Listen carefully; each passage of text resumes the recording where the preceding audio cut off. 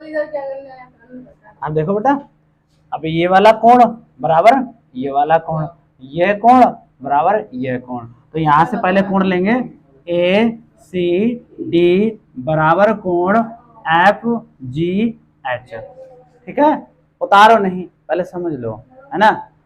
कौन सा कोण लिया, A C D F G H, है ना। ये जब दोनों कोण ले लिया तो ये कोण और बराबर होगा, देखो डी और एच। तो यहाँ किस क्या लिखेंगे, कोण सी डी ए बराबर कोण जी एच और एफ। तो यहाँ लिख सकते हैं कोण एफ बराबर कोण ए कोण बराबर एफ।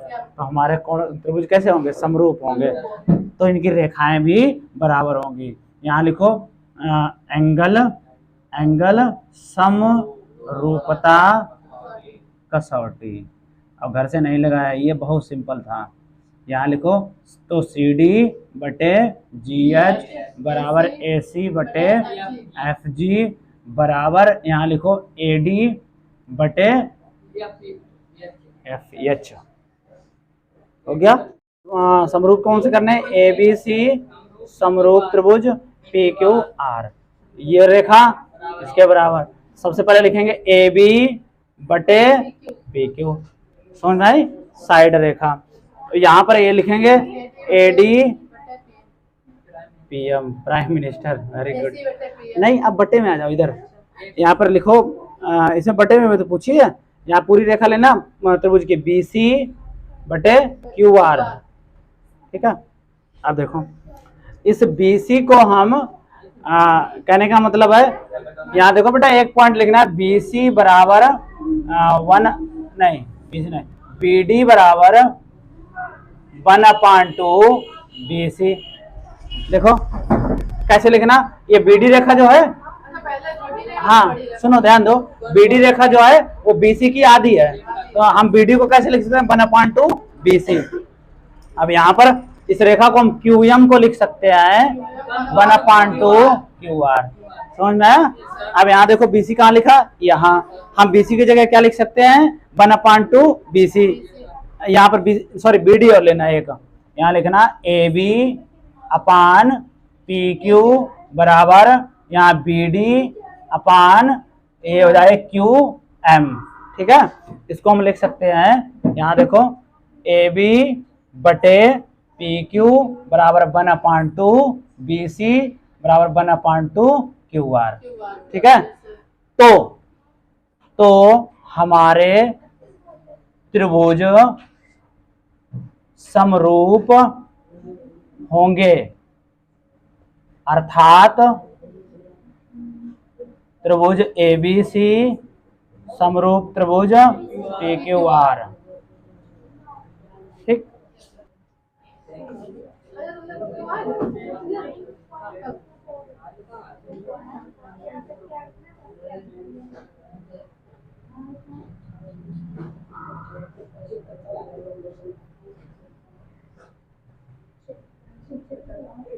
ए बी सी और डी।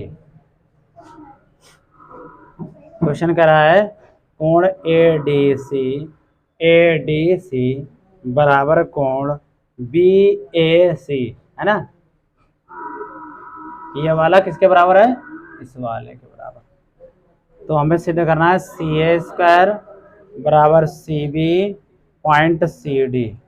देखो सी ए यहाँ ध्यान दो, कर्ण है बेटा, है क्या, कर्ण है, बराबर सी बी, ये क्या हो गया लंब, और सी डी क्या हो गई, ये वाली सी डी, ये इसका आधार ये वाला, इसका आधार ये वाला। बड़ा त्रिभुज छोटा त्रिभुज लगाओ, चलो मल्टीप्लाई होगा। तो सबसे पहले देखो कैसे लिखना है, पहले हमें कोण लेने हैं, कोण बी ए सी, ध्यान दो कोण बी ए सी बराबर में कोण इसका, यहाँ पे देखो कौन सा बताया, ए डी सी, इन्होंने इधर का इधर कर दिया, ये पहले लिख दिया, ये वाला ये बाद में लिख दिया, चाहे ये आप पहले लिख लो या बाद में लिख लो। तो इनके कोण जब बराबर होंगे तो इनकी रेखाएं लिखो। सबसे पहले लिखो सी ए अपान में सी बी। अब उसके बाद देखो यहाँ पर लिखना है सी डी बटे सी ए, देखो ना, सी डी एडीसी है ना, इधर एडीसी है, तो एडीसी, एडीसी की सी डी भुजा जो है वो आधार है, और सी ए क्या है, कर्ण है। यहाँ देखो ए बी सॉरी बी ए सी, इसका मालूम आधार क्या होगा, ये सी ए, इसका आधार ये वाला हो जाएगा कर्ण, देखो लिखा है। और यहाँ पर देखो सी बी क्या होगा, आधार, तो इसका आधार बटे में, इसका आधार ऊपर, क्या करेंगे, इसका गुणा इसमें, इसका गुणा इसमें, तो सी ए मल्टीप्लाई सी ए बराबर C B multiply C D, तो हो जाएगा सी ए स्क्वायर, हो जाएगा C B into C D, बस ऐसे लगाओ। R M A B C, इसे मान लो डी, ठीक है, हाँ 14वां होगा, लग गया, वही तो पूछा था, 15वां लगाओ, चलो 15वां देखो, 15वां देखो फिर,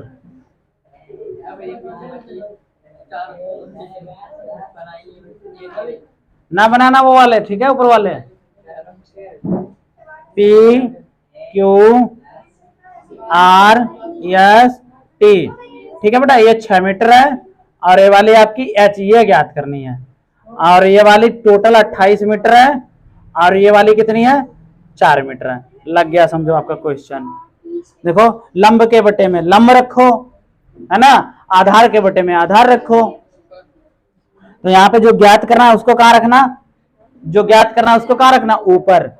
यहाँ ध्यान दो बेटा, देखो दो त्रिभुज, कौन से, पहला त्रिभुज पी क्यू आर, और दूसरा त्रिभुज है S R sorry T R S, इसे इसे इसे करो तो जीसान पिट जाओगे तुम सोच रहे हो हमें दिखाई नहीं पड़ रहा है।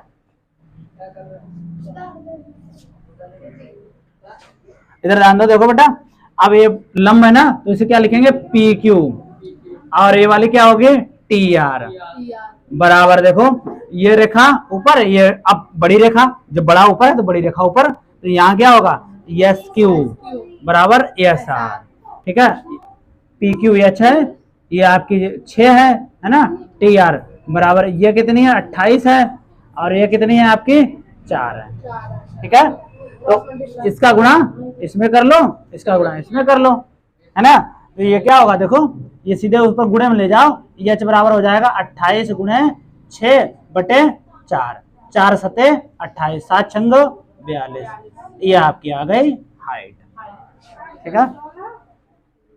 ये वाला त्रिभुज, ये त्रिभुज डीसीबी, और फिर क्या दिया गया है, समरूप त्रिभुज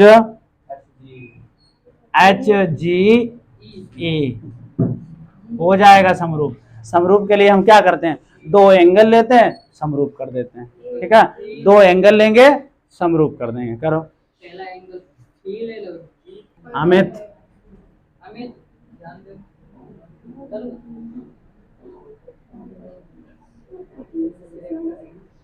देखो बेटा, यहां से एक लंब इन्होंने डाल दिया, ये लंब डाला, ठीक है, ये लंब डाला, कटा नहीं, ए बी सी डी, और इसे मान लो ई। आपको देखो समरूप कौन से करने, ए बी डी समरूप त्रिभुज ई सी एफ, इसे मानो एफ, ए बी डी, ध्यान दो बेटा, देखो ए, इधर देखो ए बी डी, ये त्रिभुज 90 डिग्री, और फिर ई एफ सी, ये 90 डिग्री, दोनों बराबर हो जाएंगे, 2 कोण ले लिए। समरूप करने के लिए क्या करना है, एक 90 डिग्री का हमें दूर से दिखाई पड़ रहा है, देखो इसका 90 डिग्री ये वाला, इसका 90 डिग्री ये वाला, दोनों बराबर हो गए, तो ये कोण बराबर ये कोण हो जाएगा, करके देखो, तो ए बी बराबर, देखो ये कर्ण है, तो इसकी कर्ण क्या होगा, इसी है क्या लिए, ई एफ, ठीक है। अब देखो यहाँ पर एडी बराबर, यहाँ ले लो, नहीं ई एफ नहीं होगी उसकी बराबर में, उसके बराबर में ये होगी ई सी।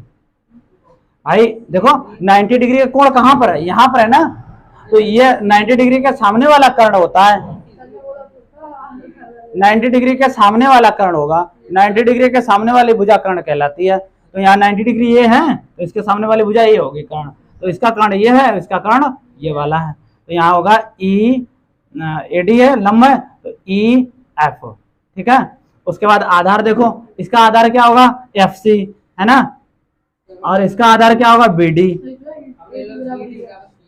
कोई बात नहीं, सी एफ ले लो, एफ सी ले लो। अब कोण ले लो बेटा, देखो कोण कौन सा लेना है, ए डी बी बराबर कोण ई एफ सी 90 डिग्री लिया, A D B E F C. अब यहां पर देखो कोण ए बी डी बराबर ई सी एफ, ठीक है। समरूप कर दो त्रिभुज ए बी डी, समरूप त्रिभुज ई सी एफ। लो अच्छा लगा।